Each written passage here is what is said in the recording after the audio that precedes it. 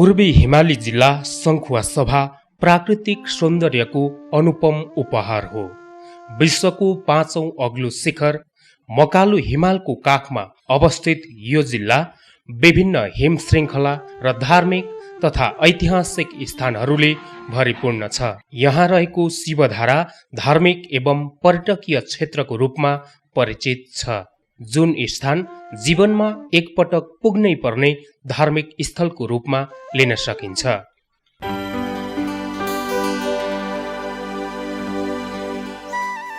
शिवधारासम्म यात्रा गर्नका लागि हवाई तथा यातायात सेवाले सहज बनाएको छ। काठमाडौँ तथा विराटनगरबाट तुमलिङटारसम्म हवाई सेवा तथा सुनसरीको इटहरी धनकुटा हिले हुँदै तुमलिङटारसम्म सहज रूपमा यात्रा गर्न सकिन्छ। विश्वकै गहिरो अरुण उपत्यकामा रहेको तुमलिङटार विमानस्थलबाट 12 किलोमिटरको दूरीमा रहेको सदरमुकाम खाँदबारीमा बास बस्न सकिन्छ। यहाँ सुविधा सम्पन्न होटलहरू सञ्चालनमा छन्।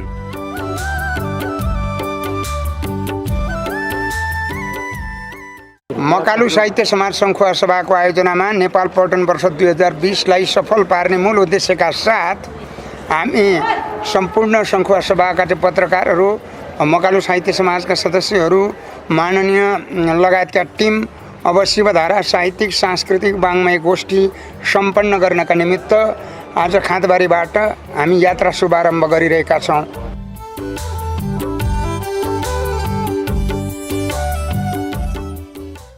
खाँदबारीबाट यात्राको पहिलो दिन सवारी यात्रामा किमाथाङका कोशी राजमार्गको सडकबाट छ्याङकोटी, चिचिला, देउराली, मुडे हुँदै बिहानको खाना खान मकालु गाउँपालिकाको नुम बजार पुग्न सकिन्छ।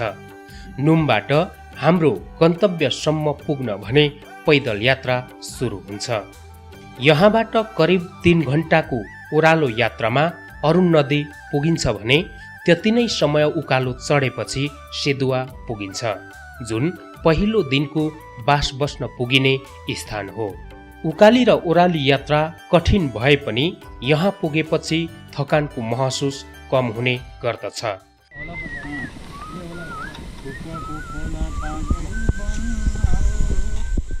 अरुण नदी सुसाई अनि आगन्तुक पर्यटकको स्वागतमा प्रतीक्षारत हिमाली उच्च श्रृङ्खलामा सजिएका पहाड हरियालीले जो कसैलाई शीतलता प्रदान गरिरहेको देखेर पर्यटकहरू मोहित हुने गर्दछन्।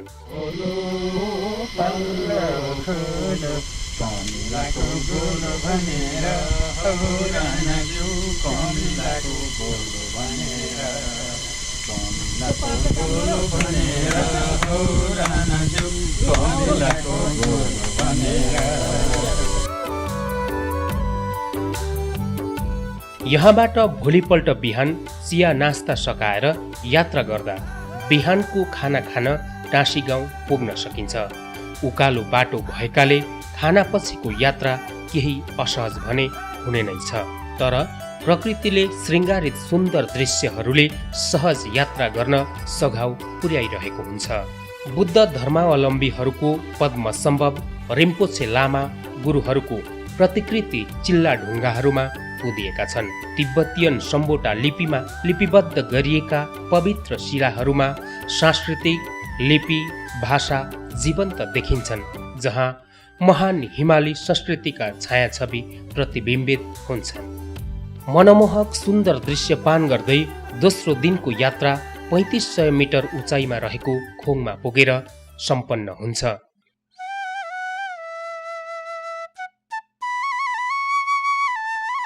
तेस्रो दिन लाली बिहानीमा लुकामारी गर्दै उदाइरहेको ऊर्जावान सूर्यले गन्तव्यसम्म पुग्न साहस दिएको अनुभूति हुन्छ। डाँडा काँडा हुस्सुले छोपेर परेको झरी, छाताले तर्काउन नसकेको चिसो पानीका धर्सा जिउमै रसाए पनि आफू अघि उभिएको अग्लो भिरले यात्रीहरूलाई गिज्याए झैँ देखिन्छ। थरी थरीका फुलहरू, छिनभरमै परिवर्तित मौसम र कुहिरोसँग यात्राको सामिप्यताले उकालो यात्रा पनि बिर्साइदिन्छ। जति धेरै उकालो चढ्न सकिन्छ त्यति नै रमाइलो अनुभूति पनि हुन्छ।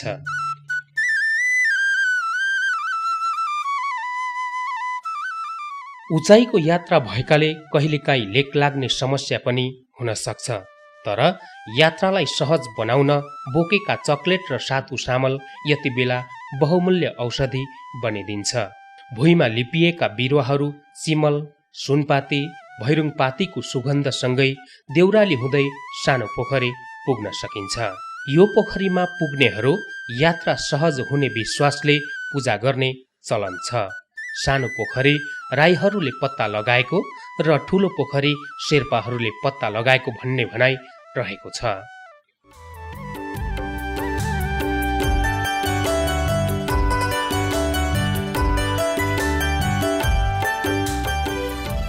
यहाँबाट जति उकालो चढ्न सकिन्छ सानो पोखरी झन्झन सानो हुँदै पहाडको काखमा विलय हुँदै जान्छ।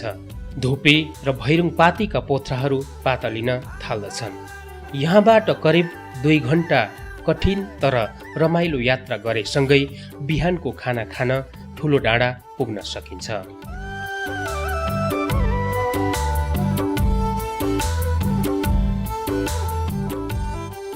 4208 मिटर उचाइमा अवस्थित ठुलो डाँडाबाट अनुकूल मौसममा देखिने सुन्दर दृश्यहरू प्रतिकूल मौसमले छेकिदिन्छ। परिवर्तन भइरहने मौसमले पनि यहाँबाट देखिने दृश्यहरूलाई झनै सुन्दर बनाउने गर्दछ। कुहिरोभित्र लुकेका पहाड र हरियालीले पर्यटकहरूको नथाकेको मन अनि गलेको गोडा यो धार्मिक र प्राकृतिक भूमिमा टेक्दा दुखेका पैताला पनि बिसेक हुँदै जान्छ। बर्खायाममा बसन्त ऋतु ओढेको ठुलो डाँडा हिउँदमा हिउँको पगरी लगाउँछ। चौरी र भेडाका बथानले लेकाली जीवन चित्रण गर्दा सहर बसेकाहरूको मन पनि लोभ्याउँछ। अकल्पनीय सौन्दर्य र सफा पानीको गहिराई भएको ठुलो पोखरीमा घामका पाइलाहरू, पर्वतका छाया र जमिनको सौन्दर्य सम्मिश्रित हुँदा आवरणीय शोभा देखिन्छ।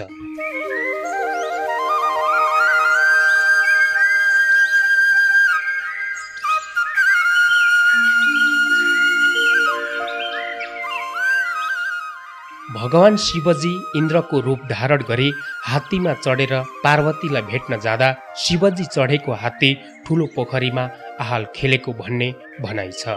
हात्तीको बच्चा पनि साथै भएकाले सो बच्चा ठुलो हात्तीको खुट्टातिरको सानो पोखरीमा खेलेको भन्ने कथा यो क्षेत्रमा प्रचलित रहेको पाइन्छ। यो पोखरीमा पूजा गरी उकालो चढेपछि खिकिला पुग्न सकिन्छ, जहाँ माने निर्माण गरिएको चौतारोले पर्यटकलाई एकैछिन विश्राम गर्न अनुरोध गरे झैँ आभास हुन्छ।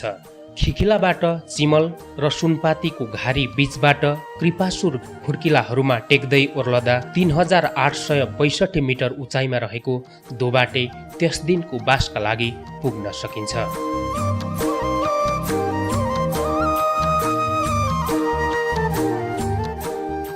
यात्राको तेस्रो दिन बिहान यहाँबाट ओह्राली लागेपछि 3635 मिटर उचाइमा रहेको मुम्बोक पुग्न सकिन्छ। पहिले दोबाटेमा बस्ती नहुँदा पर्यटकहरू यहाँ बस्ने गर्दथे।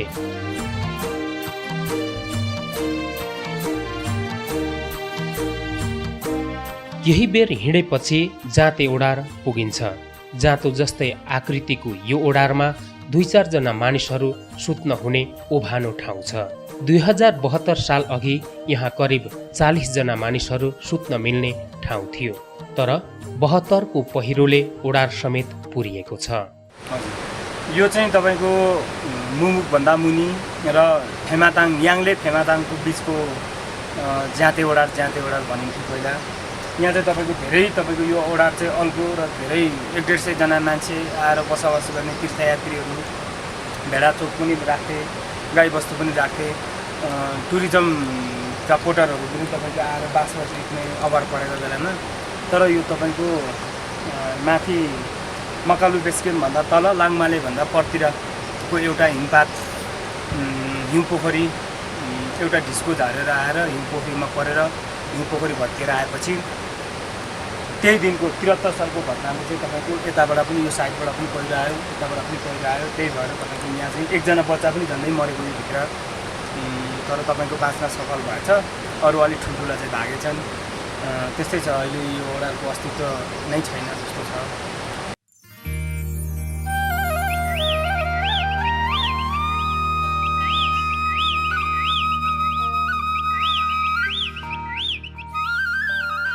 वरुण नदीको किनारै किनार ठुलो पहिरो पुग्न सकिन्छ। पहिरोमा यात्रा गर्नु अघि सफल यात्राको कामना गरी यहाँ रहेको देउरालीमा पाती चढाइन्छ। ठुलो पहिरोमा पैदल मार्ग निर्माण गरिए पनि बेला बखतमा आउने पहिरोले क्षति पुर्याउँदा यात्रा गर्न केही असजिलो हुने गरेको छ। यस क्षेत्रमा पानी परेको समयमा यात्रा गर्न असुरक्षित मानिन्छ। वरुण नदीको किनारै किनार ठुलो पहिरो छिचोलेर अगाडि बढेपछि करिब 2 घण्टामा 3483 मिटर उचाइमा रहेको फेमाताङमा बिहानको खाना खान पुग्न सकिन्छ। यहाँबाट पुनः वरुण नदीको किनारबाट यात्रा अघि बढेपछि छ्याम्केसा गारासिसा हुँदै याङले खर्कमा बास बस्न पुगिन्छ। यहाँबाट नजिकै देखिने मकालु हिमाल, शिव पार्वती गुफा, आमाभुजुङ र चारैतिर हिउँले ढाकेका डाँडाहरूले पर्यटकहरूलाई आकर्षण गरिरहेको छ।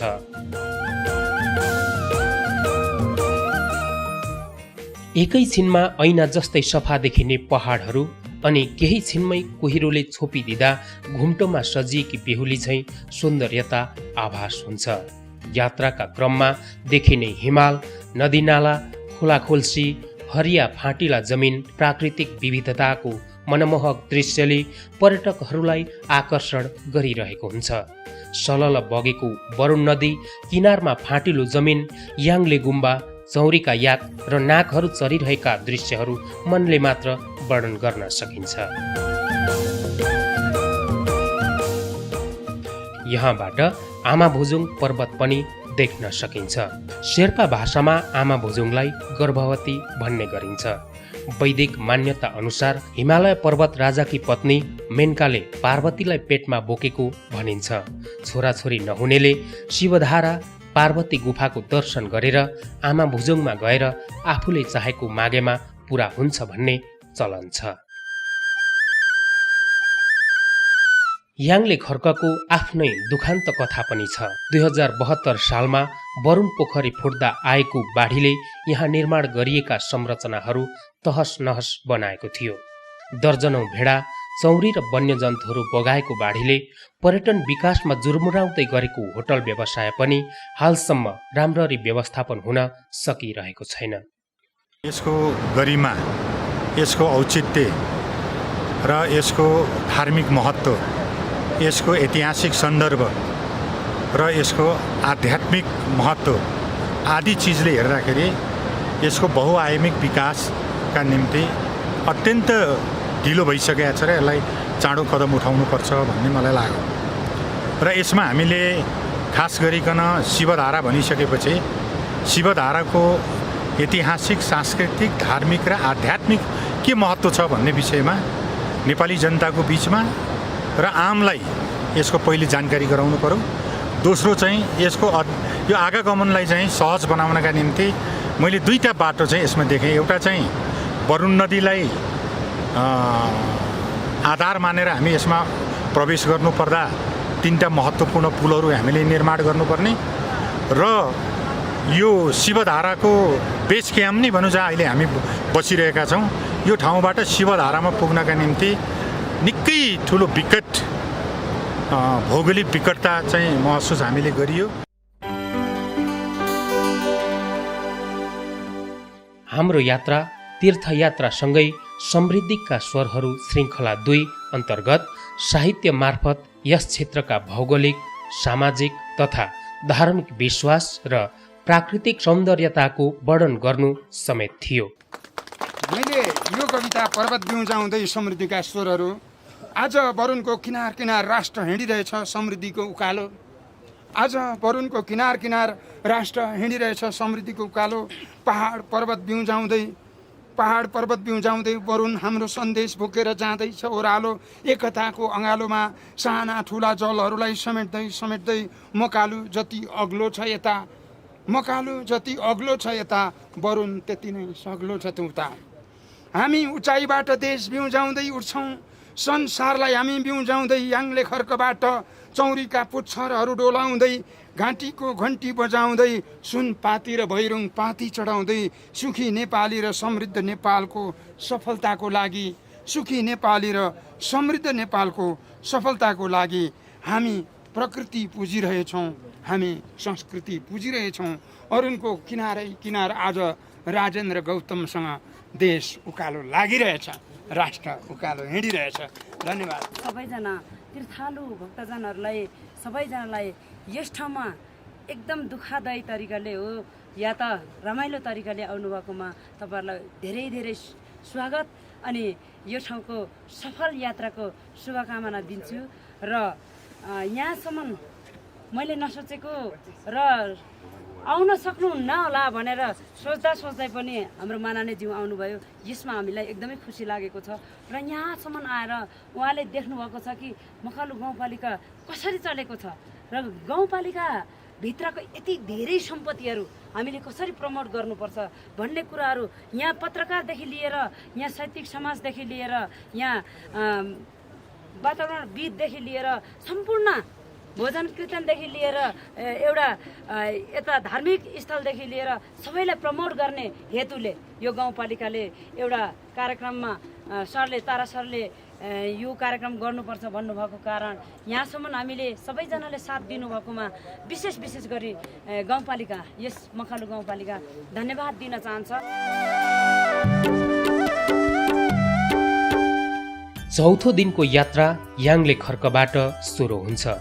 वरुणमा बगेको सेतो पानीले माझेका सेता बगरमा कुल्चदै नदीको विपरीत दिशामा भक्तजनहरूको निरन्तर यात्रा जारी रहन्छ। वरुण नदी पाएजति खोला खोल्सी आफूमा समाहित गरेर हिमालबाट समुद्रतर्फ बगिरहेको हुन्छ। यहाँबाट दुध पोखरी, मकालु बेस क्याम्प र मकालु हिमाल आरोहण गर्न जानेहरू दायाँतर्फ अघि बढ्छन् भने शिवधारा र पार्वती धारा दर्शनका लागि हिँडेकाहरू वरुण नदी तरेर नेखर्कतर्फ लाग्छन्।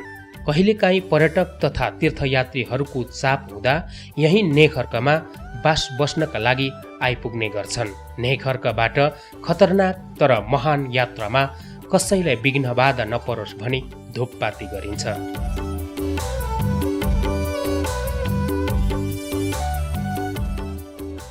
यहाँबाट उकालो यात्रामा कहिले भुइँमा लिपिएका बिरुवा समाउँदै त कहिले फलामको साङ्लीको सहारामा पहराको कष्टकर यात्रा करिब 6 घण्टा लाग्ने गर्दछ।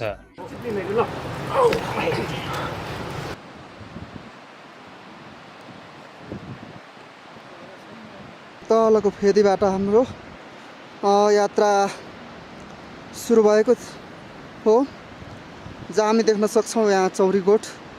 त्यहाँबाट हामी बिस्तारै उकालो लागिरहेका छौँ। हामी शिवधाराको जुन यो कठिन यात्राको करिब आधा यात्रा हामीले तय गरेका छौँ भने हामी 5औं दिनमा यहाँ शिवधाराको नजिकै आइपुगेका छौँ। 4310 मिटर उचाइमा रहेको शिवधारामा पुगेपछि शिवको जटाबाट झरेको धारामा नुहाउने गरिन्छ। पहराको बीचमा गुफा अनि गुफाको बीचबाट झरेको धारा देख्दा साँच्चै शिव भगवानको बास रहेको अनुभूति हुन्छ। कहिले कता भएर धारा सरिरहने भएकाले धर्मातीलाई मात्र पानीको धाराले अभिषेक गर्ने किम्वदन्ती रहेको छ। यसै अवसरमा मकालु साहित्य समाजद्वारा कृष्णजिमी भरत भरियाका 2 पुस्तकहरू विमोचन समेत गरियो। ताराबहादुर बुढाथोकी पाखरीबासे कान्छोद्वारा लिखित काँडे भ्याकुरको शुभ विवाह पुस्तक परिचर्चा समेत गरिएको थियो।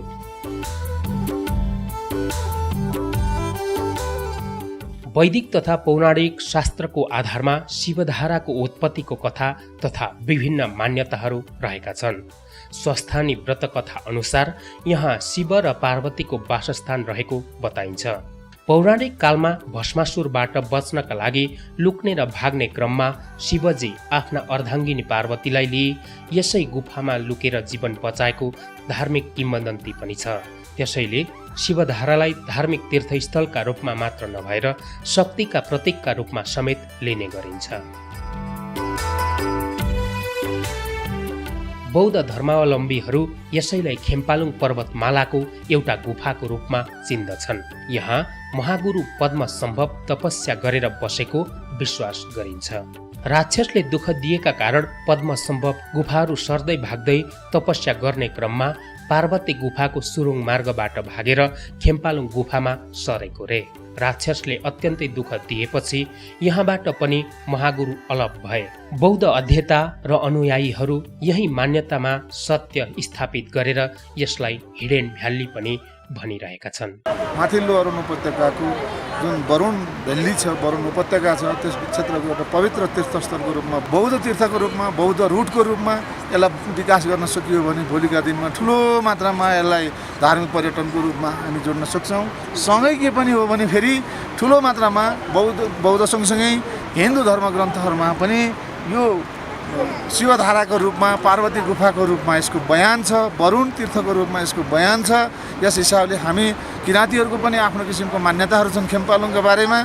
यसो हिसाबले हेर्दाखेरि हामीले तीनवटै त्रिआयामिक ढङ्गका यो एउटा बौद्ध तीर्थ र हिन्दू तीर्थ, किराँत तीर्थको रूपमा पनि हामी विकास गर्न सक्छौँ। र खास गरी पनि उनीको साहसिक धार्मिक पर्यटनका रूपमा यसलाई विकास गर्नका निमित्त सरकारले ध्यान पुर्याउन जरुरी छ। शिवधारा धार्मिक आस्था मात्र नभएर प्रकृति प्रेमीहरूका लागि साहसिक गन्तव्य भए पनि प्रचार प्रसारको अभावमा स्वर्गको प्रतिरूप छोपिएको छ। सडक संरचना निर्माणमा राज्यले ध्यान पुर्याउन सके चीनको स्वशासित क्षेत्र तिब्बतका पर्यटकलाई आकर्षित गर्न सकिने सम्भावना भए पनि राज्य प्रदत्त संस्थाहरूको उपस्थिति न्यून रहेको छ। भाषा, संस्कृति, भौगोलिक अवस्था, हावापानी र रहनसहन चिनिया तिब्बतीयनसँग मेल खाने भएकाले पनि यस क्षेत्रमा चिनिया पर्यटक भित्रै सांस्कृतिक पर्यटनको विकास गर्न सकिने सम्भावना छ।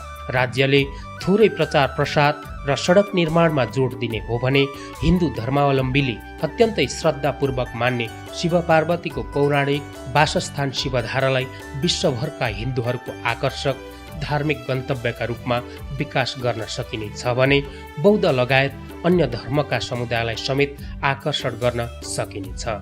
धेरै कुराले चाहिँ आकर्षणले घेरिएको त्यो क्षेत्र चाहिँ एउटा पर्यटकीय धार्मिक पर्यटकीय क्षेत्र मात्रै नभएर पर्यटनको लागि पनि उति नै उचित ठाउँ भएको कारणले गर्दाखेरि म सबैलाई आह्वान गर्न चाहन्छु एकचोटि त्यहाँको चाहिँ भ्रमण गरिदिनु हुनको लागि सम्पूर्ण देश विदेशमा रहनुहुने महानुभावहरूलाई म चाहिँ अनुरोध गर्न चाहन्छु र प्रदेश सरकारको तर्फबाट त्यहाँ चाहिँ अहिले खेम्पालुङ जानको लागि 15-20 लाख रुपियाँ र गत साल उता चाहिँ शिवधारा जानको लागि 50 लाख पथ मार्ग निर्माण गर्नका लागि व्यवस्था गरिएको छ।